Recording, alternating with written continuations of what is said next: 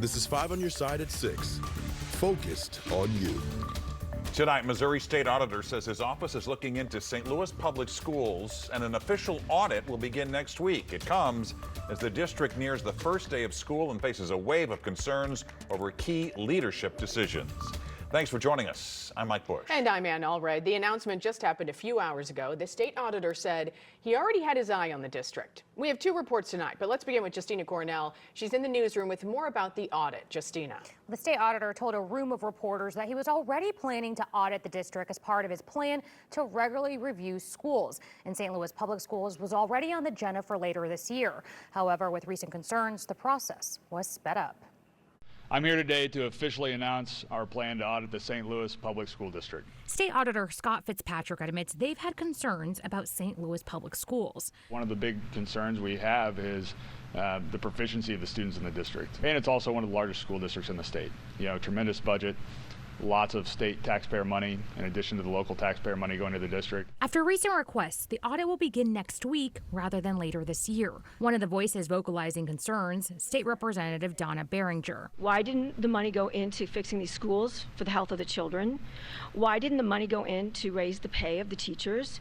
Why didn't the money go into transportation? Fitzpatrick said their survey work will guide them to their main goal, but admits a focus is on procurement and the budget. But now that we know that there are at least serious allegations that seem very credible of issues in those areas, we'll definitely make sure that's a top priority of the audit. Allegations are aimed at money and hiring practices. St. Louis Mayor Tashara Jones claims the district's operating budget went from $17 million in surplus to a $35 million projected deficit. These are items we're going to look at to determine if these decisions were made in compliance with state law as well as district policies. While the auditor's office will dig in next week, results could come in a year. Because there's field work, we have to request information, wait for it to be delivered to us. We have to give the district a reasonable amount of time to respond to our inquiries. We have to evaluate all the information. The goal of the audit is to get to the bottom of the story and provide the facts. The district responded saying it will cooperate and welcomes the decision to conduct an operational audit and financial audit. Now, if you want to share confidential information during this review, you can call the state auditor's whistleblower hotline at 800-347-8597. Now to the other big issues plaguing the St. Louis Public School District. Less than 2 weeks before students head back to school, parents are growing more and more concerned about the district's new transportation plan.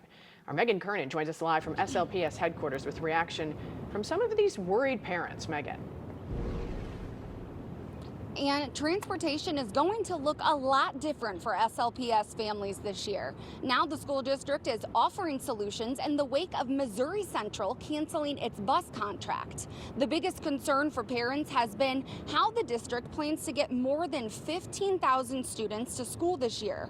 While more than 5,300 students will take the traditional bus routes, nearly 1,700 high school students will get Metro passes, and almost 3,800 students will get to school by either shuttle buses, taxis, cabs, or through a rideshare program. We checked in with two parents who have concerns.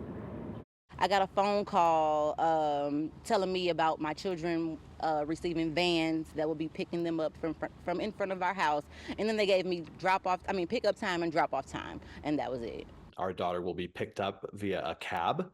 It's part of Smart Taxi. I would hope that the taxi drivers have gone through the same rigorous background checks that a school bus driver would need to go through. Now, both parents are happy that their children have a way to get to school, but worry for the parents with kids who now have to take the MetroLink. They're hoping that this solution will actually work in the long run. The first day of school for SLPS is August 19th. Reporting live in downtown St. Louis, Megan Kernan, 5 on your side. The new second chance run, the repechage at the Olympics, has proven lucky for Team USA athletes. The redo heat advanced two St. Louis runners. Brandon Miller qualified for the semifinals at the top of his heat this morning. Freddie Crittenden raced in the finals this afternoon. Crittenden went viral for jogging his race a few days ago, knowing he had a second chance to run on Wednesday. Well, Tracy Hinson tracked the athletes as they competed, and she now joins us live from the Olympic watch party at Keener Plaza tonight. Tracy. Gosh, and people are starting to show up here. Everyone's excited to watch the Olympics in prime time here in a little bit. Now, I was watching Freddie as he made his run in the 110-meter hurdles earlier today. And while he definitely wasn't jogging it, he wasn't going quite fast enough to medal. With St. Louis sports royalty Kurt and Brenda Warner cheering him on, Freddie Crittenden crossed the finish line sixth. I feel like it's not quite a story to tell yet. I'm still trying to figure it out, trying to process it, trying to get everything settled. But perseverance is the main thing. Dedication, commitment, sacrifice. Kurt Warner, Crittenden's uncle, posted on X Wednesday that he was living his dream of competing in the Olympics through Freddie. Brenda Warner posted on X Tuesday that she was excited to cheer on their nephew. I was hoping I can find my family around, but part of it too was the people that have earned their medals. This is their time, this is their moment. I'm proud of them, I'm happy for them. Freddie didn't make it to the podium, but he's not the last chance at a medal for St. Louis runners. John Burroughs alum Brandon Miller competes in the semifinals of the 800 meters Friday. I like to say all I have is all I need to be successful, and this is what God blessed me with, so this is my testimony. He took his parents' advice to heart before his heat. Just go be you. Go be who God created you to be.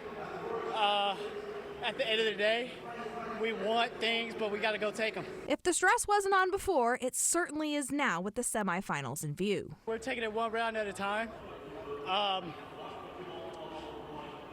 4 rounds a day, 4 days in a row of racing. You got to take it one at a time.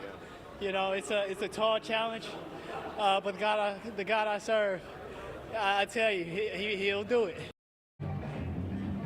Gosh, and we are hoping Brandon will do it tomorrow. His race is at about 4:30 in the morning our time, so we should have a result during today in St. Louis. So Brandon races tomorrow at 4:30 for the semifinal. If he qualifies, then he'll go on to the finals, which will be on Saturday. At Keener Plaza, I'm Tracy Hinson, 5 Under Side. This Paris weather update is sponsored by BJC Healthcare. You deserve extraordinary care. And as you probably noticed, it's delightful here at Keener Plaza for our Olympics watch party tonight. And in Paris, another great day weather-wise. Tomorrow, another comfortable one there, just like it is here. Temperatures on Friday in Paris top out in the lower 80s. Saturday, it starts to warm up. And through the weekend, it does get hotter as they start to wrap up the ceremonies on Sunday, climbing back into the 90s with a lot of sunshine. We'll see a lot of sunshine, too, and we'll have our forecast shortly. Let's take a look at what you'll see tonight in Paris primetime starting at 7. Divers go for gold in the men's 3-meter springboard final. On the track, medals are on the line in the women's long jump final. Men are taking their mark in the 200-meter final. A winner will be crowned in the women's 400-meter hurdles, and the men go for gold in the finals for the 110-meter hurdles. That's all followed by 5 on Your Side at 10.